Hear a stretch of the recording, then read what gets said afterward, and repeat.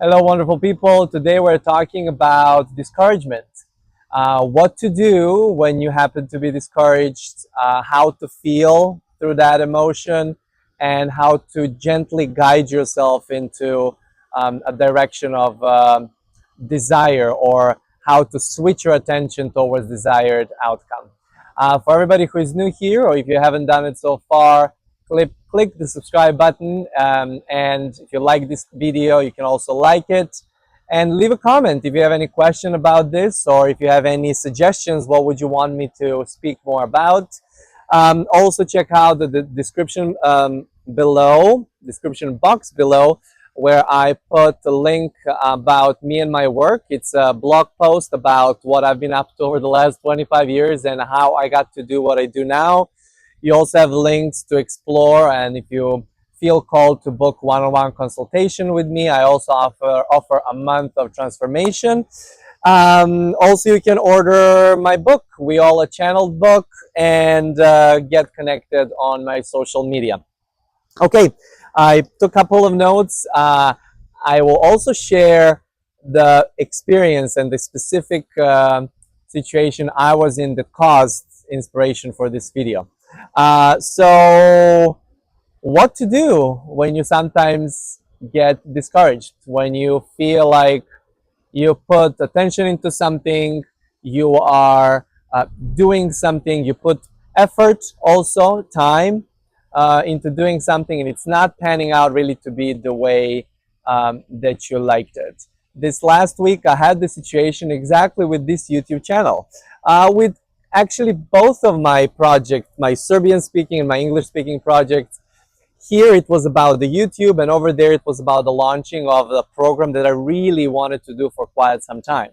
So all excited about doing this and deciding that I'm going to dedicate committed time twice a week and record these videos for you guys was super thrilling in the beginning, and there was a little bit more engagement about it, and the topics were probably closer to what I was doing before. A lot of you follow channeled kind of information on YouTube probably, and you came from maybe being aware of us and our work with WEOLA, or you're fans of Abraham Hicks. But I'm really feeling called to be doing this kind of material now, right? More integrated, real conversation.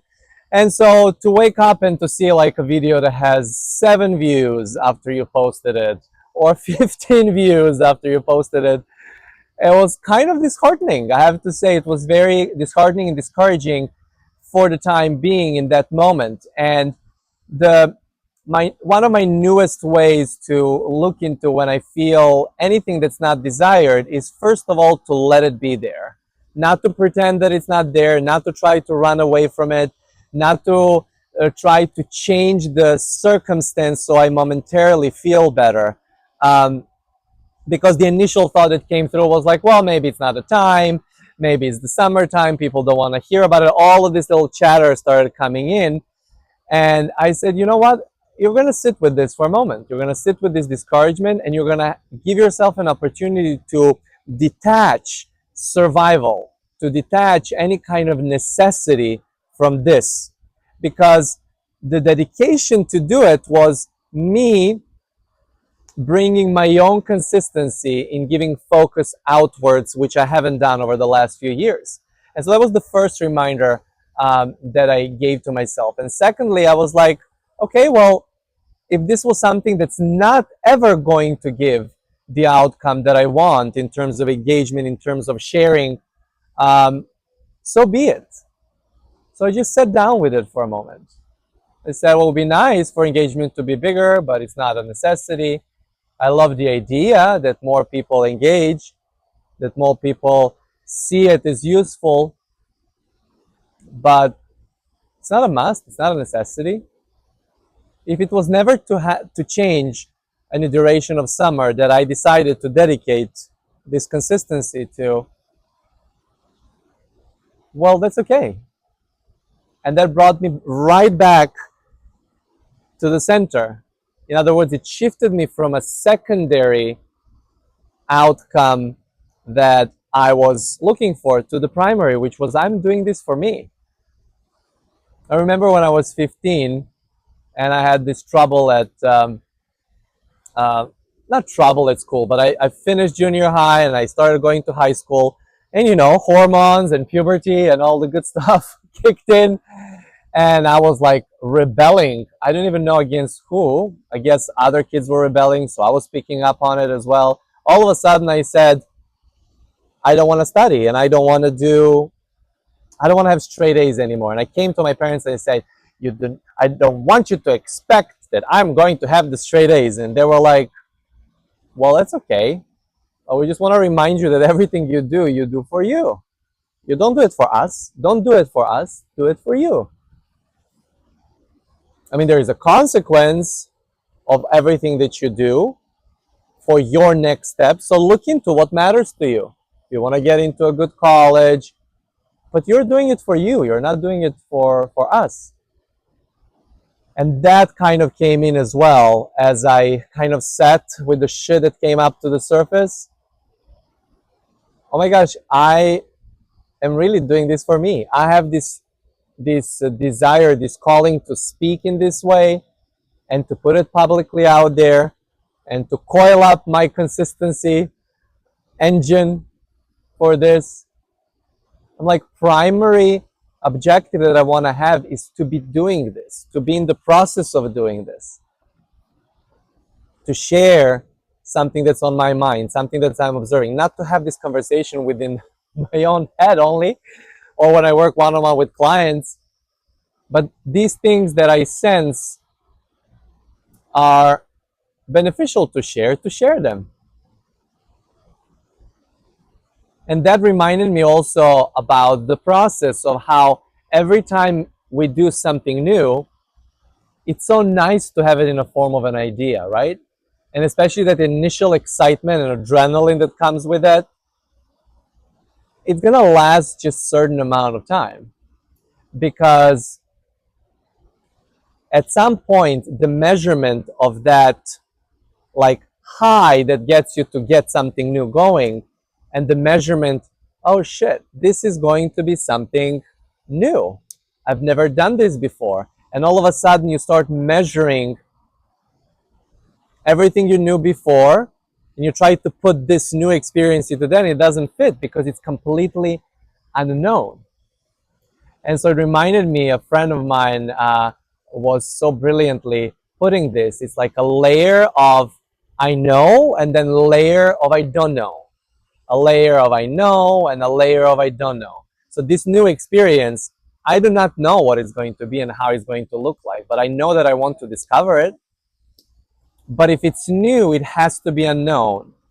And the only way to be new is for it to be unknown.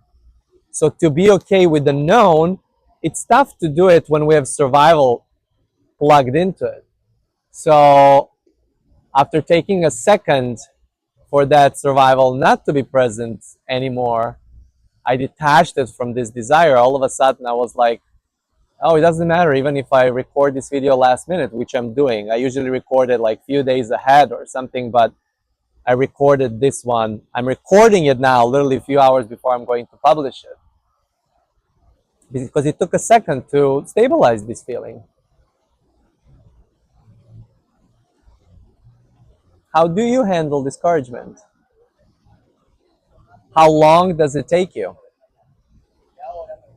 It used to take me a long time because I would put it aside and then I would forget about this whole thing for like another 3 months or 6 or a year. But I said, no.